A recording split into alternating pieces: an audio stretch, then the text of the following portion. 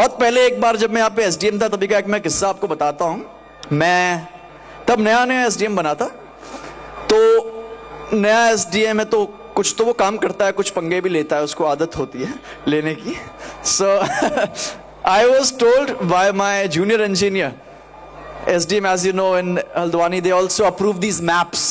घर बनना चाहिए, कितना लंबा होना चाहिए, नाली कितनी चौड़ी होनी चाहिए। तो देयर वाज दिस कंप्लेंट कि रामपुर रोड पे गोदाम बना है और रामपुर रोड पे एक बियर का गोदाम बना है और उसने परमिशन भी नहीं ली है। तो आई थॉट एक तो गोदाम बना रहे ऊपर से बियर का और परमिशन भी नहीं ली है।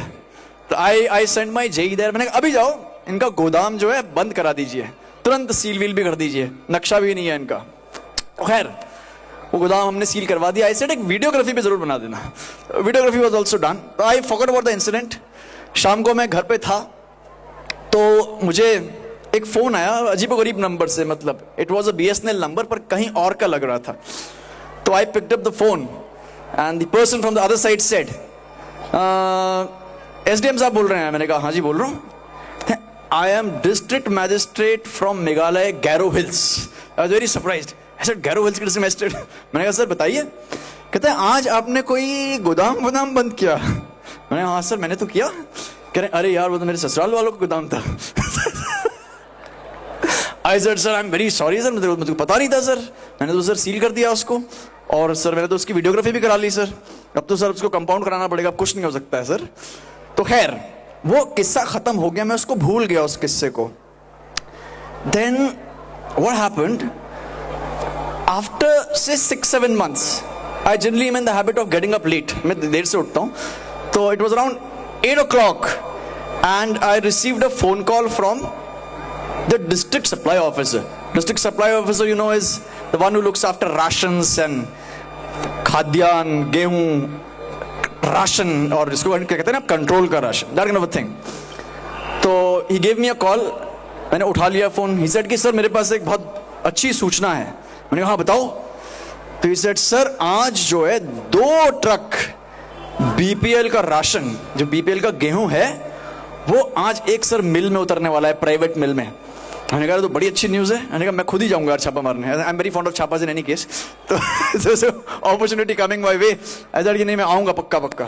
सो that day I was supposed to hold court, तो मैंने कोर्ट लिया नहीं, मैं वेट करता रहा कब ये फोन करेगा, कब मैं छापा मारूं। खैर बस 11-11:30 के पास फोन आया और फोन आया तो उसने कहा कि सर आने वाला है ट्रक। मैंने कहा यार ऐसा करना आप, जब ट्रक जो है गोदाम के भी अंदर घुस जाएगा और पार्क हो जाएगा तब आप मुझे बताना ताकि भाग ना पाए। Then he called me later कि सर गोदाम के अंदर घुस गया है। And I went to the scene, obviously got a lot of media along, काफी फोटो खिंचाई, बयान दिए, everything was given and we made a good case of you know BPL का राशन वगैरह जो कि एक प्राइवेट जगह जा रहा था। It's offence of course and we book that case. उसके बाद मुझे कुछ फोन आने लगे, जैसे मुझे एक फोन आया कि सर आपने जो अभी जो सील कर दिया है वो गोदाम, ये तो सर हमारी पार्टी का तो बहुत बड़ा डोनर है सर ये। तो मैंने कहा नहीं, अब मैंने कहा अब देखिए अब ये तो आप थोड़ा पहले बताते, अब तो you have to be diplomatic at times. मैंने कहा थोड़ा पहले बताते, अब तो मैंने मीडिया को बयान दे दिया, अब मैं क्या कर सकता हूँ। उसके बाद क्या हुआ that I received a phone call from my batchmate who was posted in Meghalaya. तो मेरा बैचमेट था, उसने फोन किया, कहता यार क्या करा तूने आज, किसी गोदाम पे छापा मारा? मैंने कहा हाँ। कहता है वो तो यार हमारे जो डीएम गैरो हिल्स हैं उन्हीं के ससुराल वालों का था। So I thought that I have landed myself in a soup. So before that, you know, whenever a case is made about these essential food items and a FIR is lodged, you're supposed to take permission from the DM. So I had obviously contacted my DM before that कि sir ऐसा ऐसा case बना है। DM साहब ने कहा very good दीपक, very good job done, मैं अभी परमिशन दे रहा हूँ एफआईआर की। तो मैं पहले ही कर चुका था।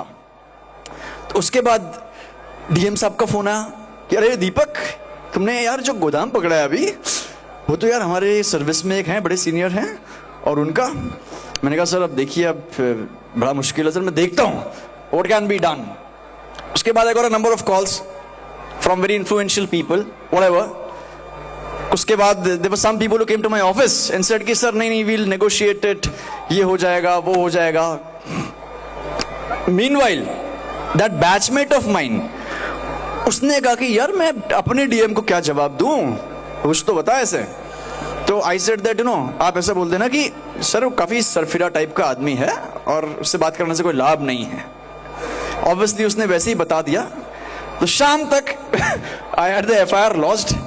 I called up my DM, मैंने कहा सर देखिए अब एफआईआर तो हो गई है और इसमें सर मीडिया वाले कह रहे हैं कि ये सीनियर आईएएस है इसलिए दखल देने की कोशिश कर रहा है। मैंने कहा सर आपके लिए मेरे लिए ठीक नहीं है, हम इसे करने देते हैं। तो डीएम साहब ने कहा नहीं चलो ठीक है दीपक कर लो इसे। उसके बाद मेरे बैचमेट ने अपने डीएम को कन्विंस किया होगा। Now the whole idea of telling this story is that does it have any relation to the formal education I had received? It doesn't have.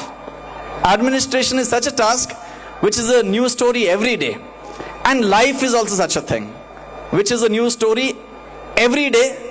और जिंदगी में सबसे बड़ी अगर कोई शिक्षा है तो वो जिंदगी खुद ही है।